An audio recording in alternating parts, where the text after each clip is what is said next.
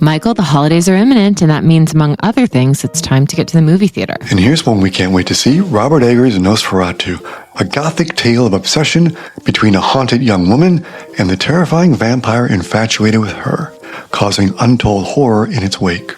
It stars Lily Rose Depp, Bill Skarsgård, Nicholas Hoult, Aaron Taylor-Johnson, Emma Corrin, and Willem Dafoe, and has a haunting score by Robin Carolyn. The critics love it, calling it the best horror movie of the year and a masterful, unnerving, spine-tingling gothic horror of the highest order. And it was nominated for 4 Critics' Choice Awards, including Best Cinematography, Production Design, Costume Design, and Hair and Makeup. Succumb to the darkness, Michael. He is coming. Only in theaters. Learn more about Nosferatu at focusfeaturesguilds2024.com/Nosferatu.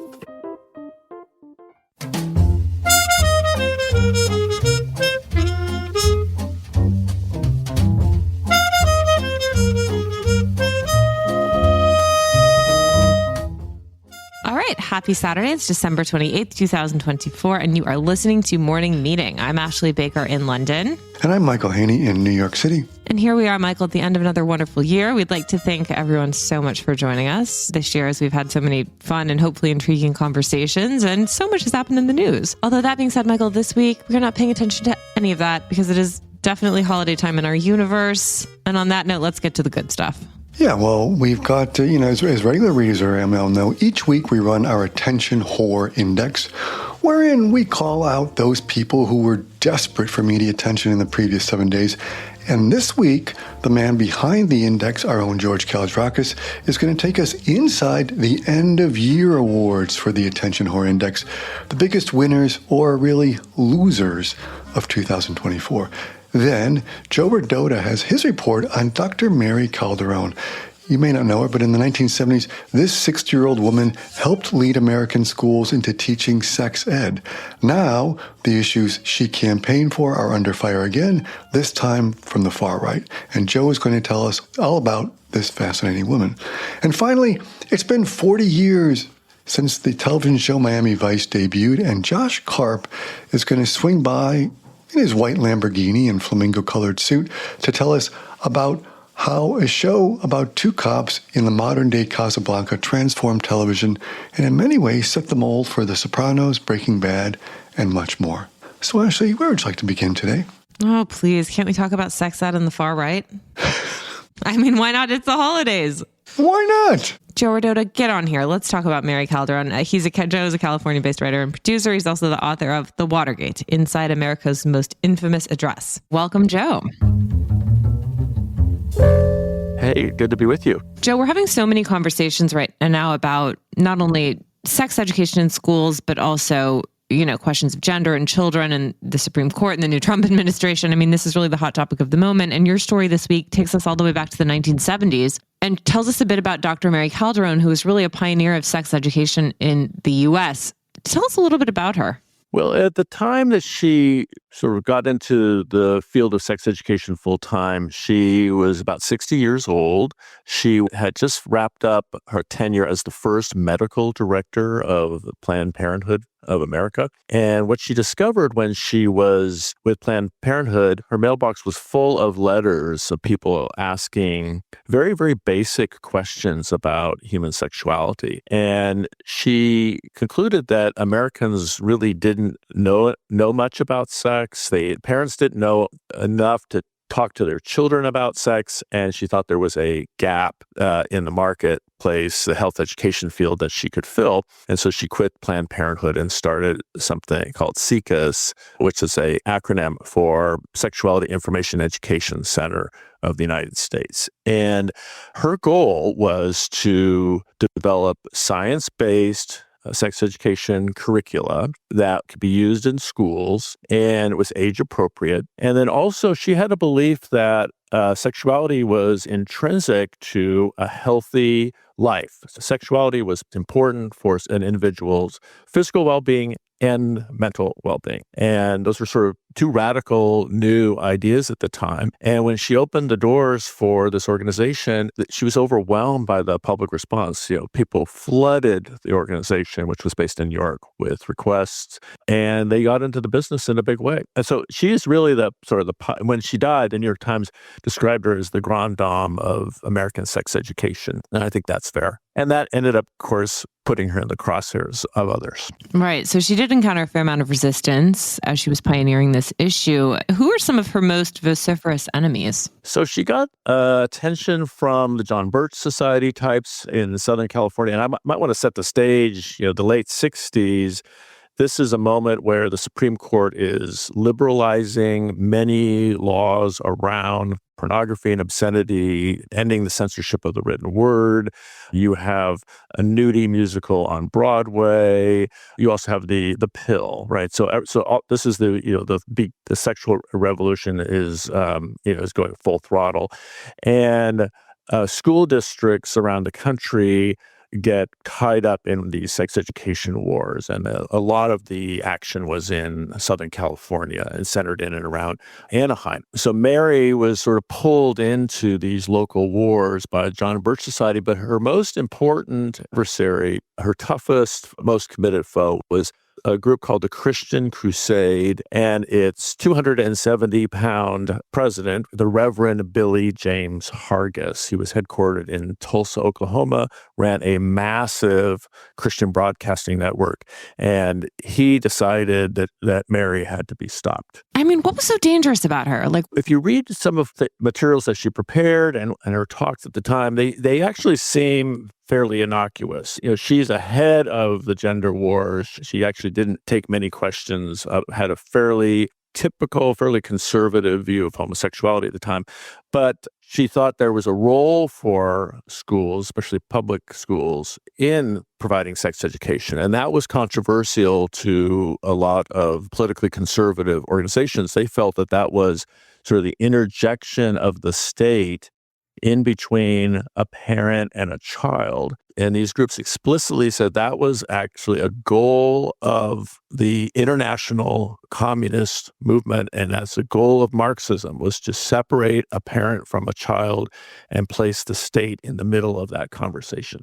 And then on another front, Mary was fairly what we call progressive. Her message was not a sort of a free love message. And in fact, very progressive people at the time thought she was a little bit of a stuffed shirt, a little too conservative. But she was committed to destigmatizing masturbation, which was a controversial view at the time. And she felt that was a natural human activity and that parents needed to stop a mass freak out over it. And so those were probably the two things that put her on the radar of the Christian right and the Reverend Hargis. Well, and as you report, I mean, she managed to really galvanize the Christian right, with these issues. I mean, it sort of reminded me in a sense of the way that evangelicals in the U.S. really galvanized recently in the election around the issue of trans kids in sports. It's amazing how these things can really just sort of take off like wildfire. I mean, what kind of scale did this anti-Calderon movement achieve? The Reverend Hargis at the time was facing some headwinds. I would say that his sort of, in late 60s, his anti-United Nations, anti-civil rights kind of message was not really building his audience. And so sex education, which was sort of bubbling out there in local school board awards, sex education was godsend for him, no pun intended. He latched onto this issue and Mary, and it was quite successful. It sort of rebuilt the fortunes of his organization. And he funded a scholar who wrote a booklet called Is the Schoolhouse the Proper Place to Teach Raw Sex? 250,000 copies of this pamphlet went around America. And it was like what we would call like an Oppo research dump on Mary Calderon and the organization.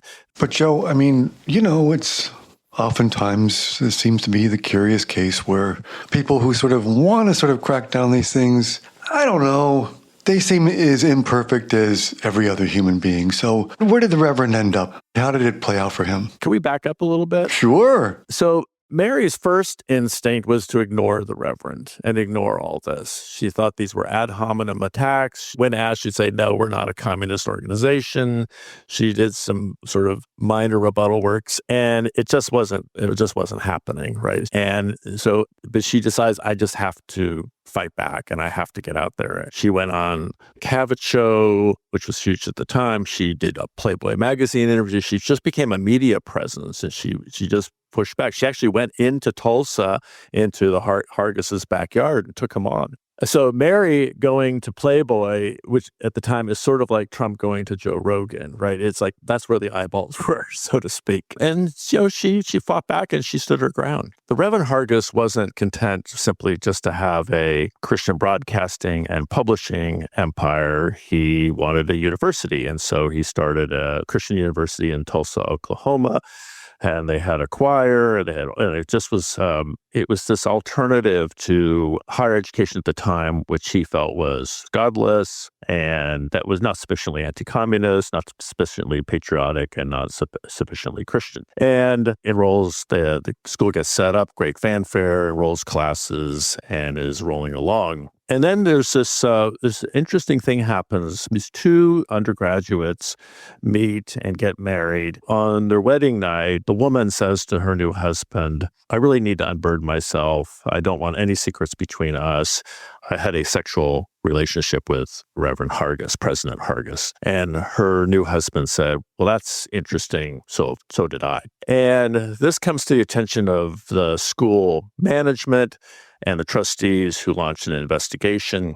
And it turns out there were, I think, 5 students the Reverend Hargis had relationships with, 4 men, 1 woman, and he is out the door. They oust him. It was something like he needed to have more time. He's really devoted to his farm, and he just needed more time to be on the farm. That stays as a sort of a secret for, not going to last forever, and it didn't last forever. By 2 years out, after he'd gone, Time magazine blew the thing sky high, and this became a big story in Time magazine, and the secret was out.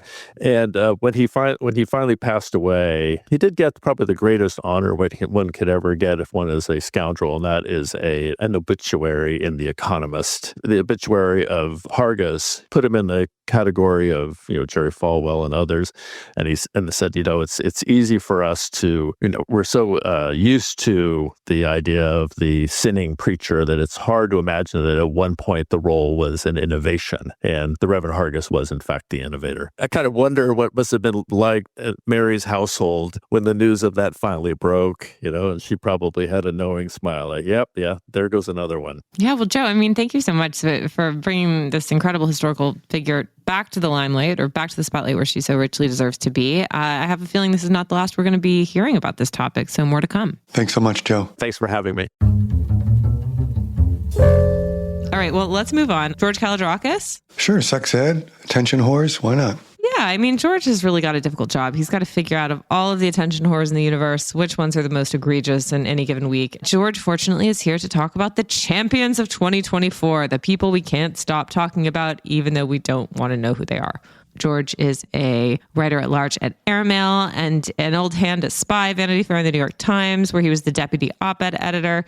He's the co-author of Spy, The Funny Years, as well as Disunion, A History of the Civil War. Welcome, George.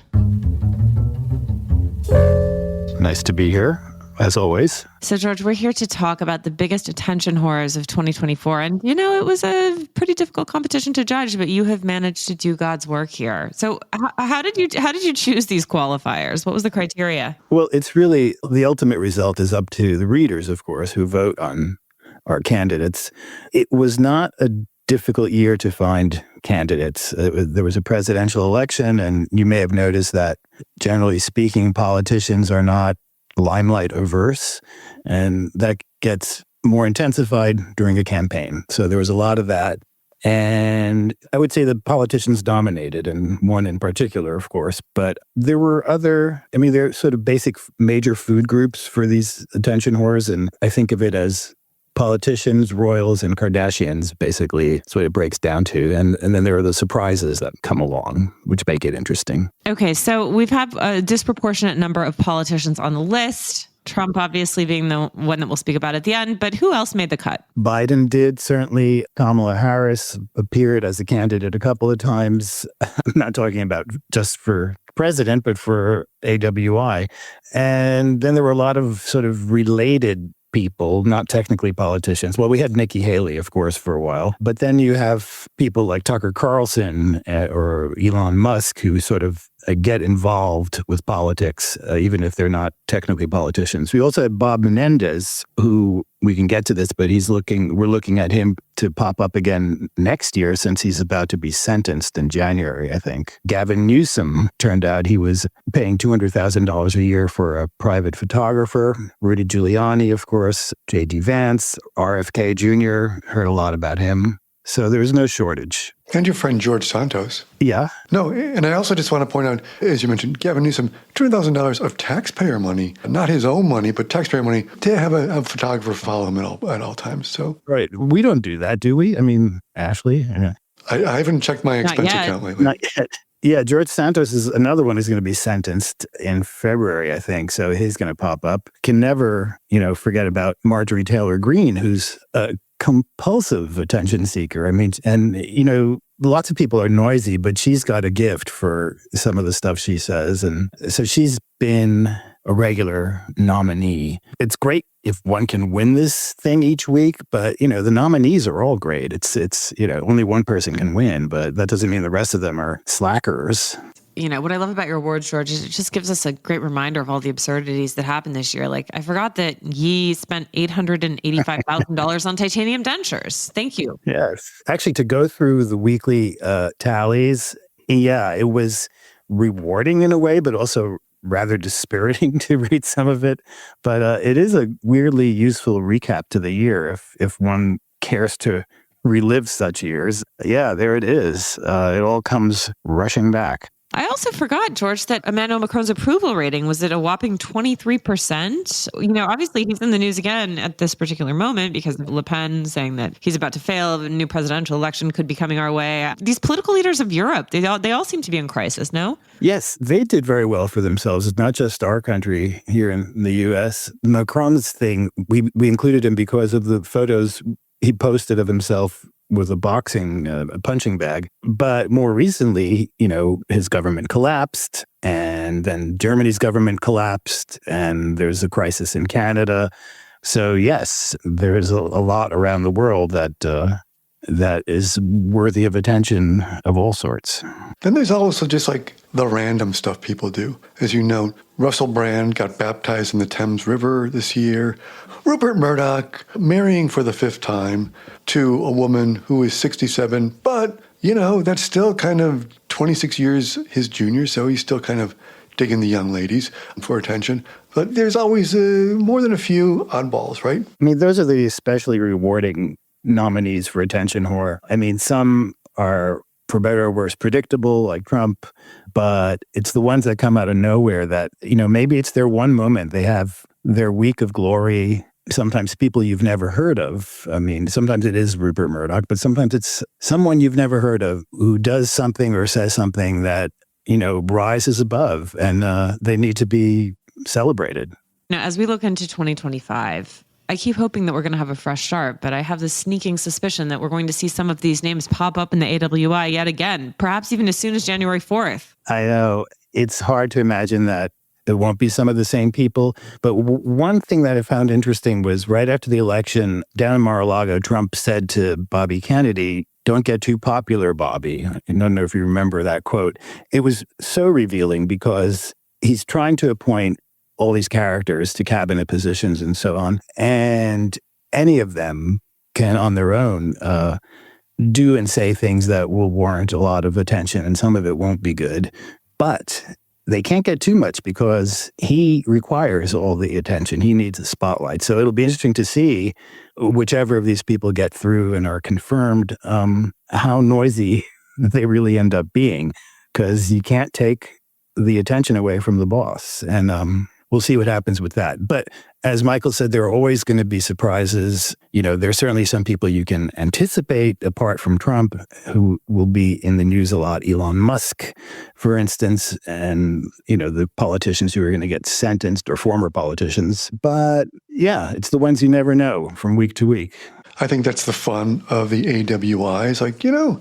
Just there's always a new character sort of like elbowing their way into the show. George, you're there to give us a little sideline reporting on them and who they are and what they've done, right? I always think of it as a celebration. But again, it's up to the readers. I mean, we come up with the nominations. And by the way, we have taken suggestions from readers at times. You should really include so-and-so. And very often they're right on target because people are on the same wavelength, I think, who read this thing. But then once the voting starts, it's out of our hands, really. It's all very scientific. Well, George, thank you so much. We wish you a very conspicuous new year, and we can't wait to see you again in 2025 to talk more about the attention whores commanding way too much of our attention. Same to you. Take care. Thanks, George. Michael, the holidays are imminent, and that means, among other things, it's time to get to the movie theater. And here's one we can't wait to see, Robert Eggers' Nosferatu, a gothic tale of obsession between a haunted young woman and the terrifying vampire infatuated with her, causing untold horror in its wake.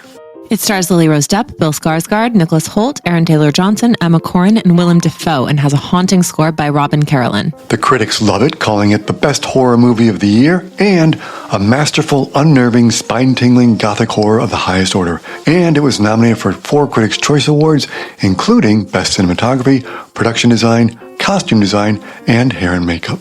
Succumb to the darkness, Michael. He is coming. Only in theaters. Learn more about Nosferatu at FocusFeaturesGuilds2024.com/Nosferatu.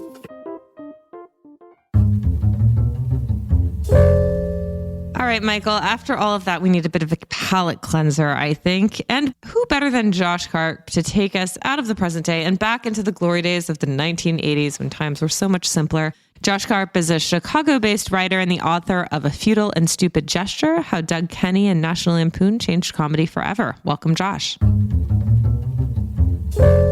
Thank you. Good to be here. I mean, I feel old because Miami Vice is apparently younger than me, but not by much. 40 years? Like, how has the time passed? It's crazy. I first saw it my freshman year of college. I was miserably hungover in the way that you can only be your like second week of college. And I was just flipping channels, like literally back then, physically changing the channels, which makes me feel, like 500 years old. And and I came upon the pilot of Miami Vice just by chance. And, and it was, I can't believe it's 40 years ago. But yeah, really, like when I interviewed people for this story too, I was literally what they were talking about because they created especially the intro, so that you would not change the channel because it was so different from everything else on TV. And I remember just, turning it on and, and being like, whoa, what's that? So it was, it was an, incredible change from, watching Magnum PI or Canon or some, The Rookies or some old, cop show. So what exactly made it so different from everything else that was out there? There were a bunch of things, but I think the first thing is they treated it differently than episodic television had ever been dealt with before. The first thing was every episode, and especially the pilot, which was 2 hours long, were treated like a movie each week, which you then later saw 18 years later with The Sopranos and then Breaking Bad, Mad Men, and shows like that. They really approached it from a cinematic perspective and the storytelling and visually. And one of the big visual things was, MTV was only 3 years old at the time this show was conceived, which is amazing. They really took both the visual approach of MTV, it was much quicker, much visually a lot more exciting, a lot more was going on. So that was one massive change as a result of MTV. And then the way they use music,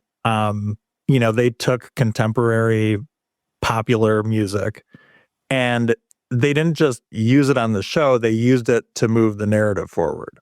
There was in the pilot episode, they used the Phil Collins song In the Air Tonight, which was, then like this massive hit, to really bridge this entire key scene right in the middle of the episode. And they were able to do it with no dialogue. You just kind of had this visual and you had stuff happening with the music kind of carrying the narrative. So it wove together visuals and music and narrative in a way, that had really not been done before on television.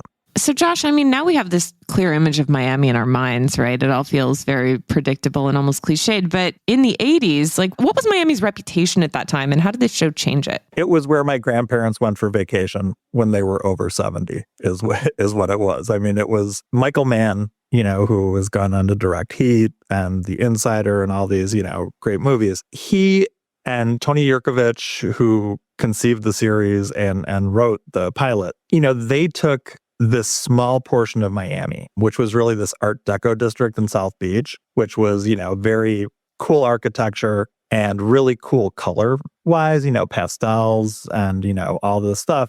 And they basically created a Miami based on this small aspect of South Beach, visually. And what happened was, the people who were, kind of the city fathers of Miami were like, oh my God, they're going to make everybody think, this is this drug-infested, city filled with, South American criminals who are killing people all over the place.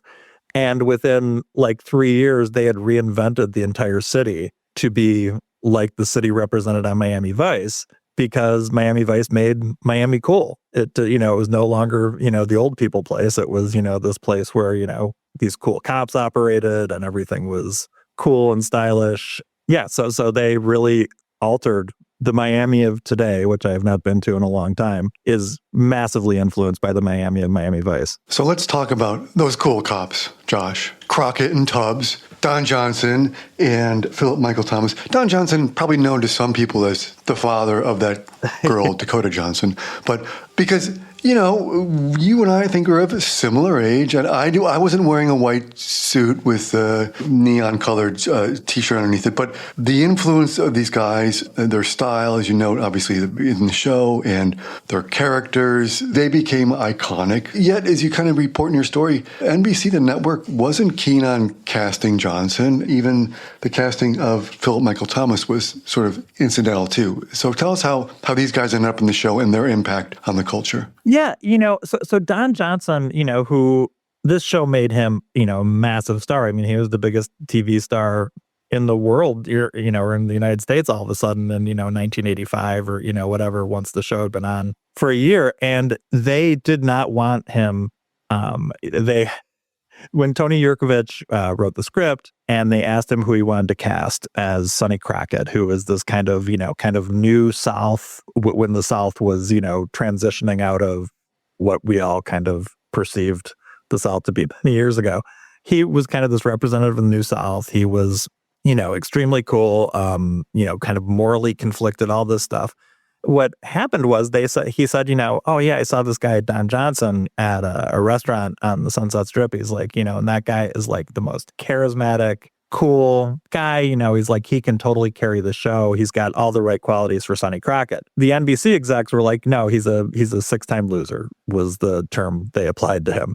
And that was because he had been the star of 6 pilots on various networks and that they had all failed. Yurkovich said, well, why don't you give me the 6 scripts for the pilots that failed, and I'll tell you if it was the writing or if it was Don Johnson. And I think at that point they just kind of cracked and were, they got called out.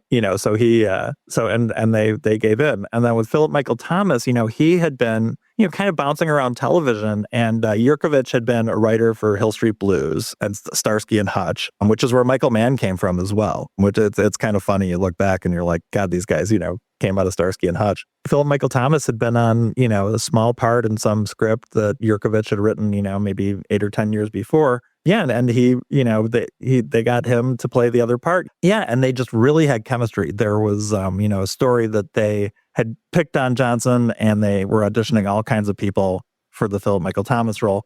And I think including Andy Garcia, I believe, who could have had the part, but couldn't go to Los Angeles for his final audition. They put the two of them in a room together, and everybody said it was just like, boom, those are the guys. Why is this a particularly good moment to look back and watch Miami Vice for those who might have missed it the first time, sacrilegious though that sounds to say? Yeah, I think the biggest thing is it's kind of the introduction of these more complicated characters. You know, I mean, I think if you were born in, 1990, you grew up, thinking, oh, this is, of course, this is television. Tony Soprano is, just that's a character on television. That's what a TV protagonist is like. Not to keep mentioning the same guys, but Don Draper, Walter White, these characters who have all this nuance and moral complexity and all of that stuff, those guys didn't exist. That's where, ultimately somebody like Tony Soprano was born watching this show. And the way, you watch television now, you expect these high production values, you grow up assuming, now that everything is like the quality of a movie. And, this was a total sea change. David Chase, who wrote The Sopranos, said that. He was like, it's the first show that took the visual elements of television seriously. Well, Josh, thank you so much for this blast from the past and, something with so much current import, it turns out. Who knew? Absolutely. Well, thank you guys. There's only one place to discover a global snapshot of the current cultural scene. Airmail's Arts Intel Report. Our international research tool for what to do and where and when to do it is user-friendly, continuously updated, and meticulously curated. Arts Intel is handy at home, on the road, and when you're planning your next trip. It also includes indispensable lists of restaurants and hotels in key cities around the world, recommended by our well-traveled experts. Explore Arts Intel at airmail.news/arts-intel, and be sure to sign up for our Week in Culture newsletter, which is published every Wednesday afternoon at airmail.news/WIC. I'm Chris Garrett, an Airmail Deputy Editor, and I never leave home without it. Bon voyage. Okay, Michael, we've already recommended Miami Vice, so you can't talk about that, but I know you've got some other way to pass these holiday hours. I do, and I haven't even seen it since I just got back from the holidays visiting Chicago, speaking of Chicago, but I'm going out right now. I'm going to recommend something I haven't even seen yet because I'm so excited about it. Maybe you've already seen it. A little movie called A Complete Unknown starring Timothée Chalamet as Bob Dylan.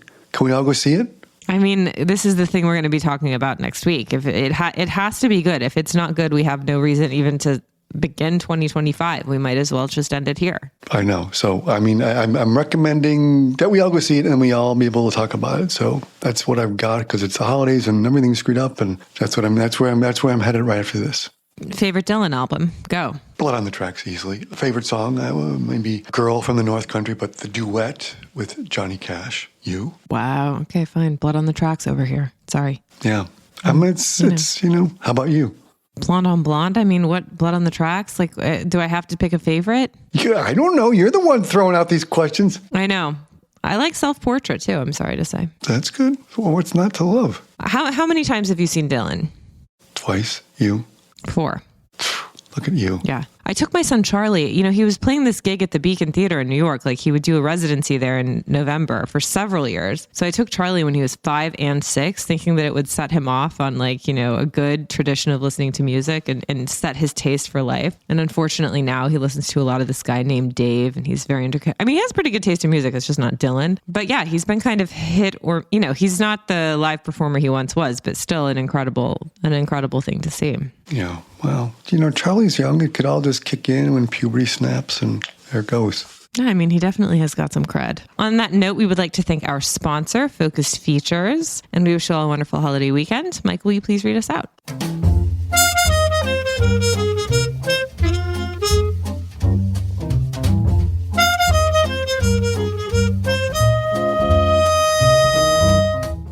Morning Meeting is produced by Airplay Productions and edited by Jesse Cannon. Our co-editors are Graydon Carter and Alexander Stanley. Our chief operating officer is Bill Keenan. And our deputy editors are Ashley Baker, Chris Garrett, Nathan King, Julie Vitale, and Ash Carter.